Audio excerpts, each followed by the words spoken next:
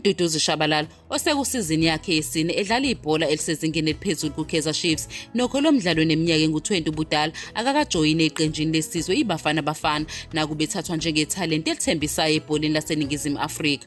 Owayengumqeqeshi wentsha yakhe uSifiso Nxumalo ukholelwa ukuthi uShabalala usethuthuke kakhulu. uNxumalo ubalula ukuthi kule sizini uShabalala ubeshaya amagoli futhi esiza abanye abantu.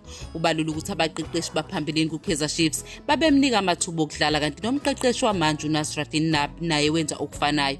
Unabo ukukhuphula ukuzethemba kuShabalala okubonakala ngendlela adlala ngayo. uNxumalo ucabanga ukuthi uma uShabalala eqhubeka nokuthola isikhathi sokudlala ithalente lakhe lizoqhama. Njengamanje uShabalala kufanele agxile ekusebenzeni ngokuzikhandla emidlalweni nasekuziqeqesheni ukuze afinyelele ezingeni lakhe. uShabalala uyiqale kahle isizini ehlohla amagoli amathathu waphinde wasiza ababili emidlalweni eyisikhombisa kuyo yonke imiqhudelwano. Njengomdlalo usafufuza uqhudelana nabadlali abafana noSiyabonga Mabhena noKutlwano Letlaku abakwiMamelodi Sundowns noRelebohile Mofokeng okwi-Orlando Pirates.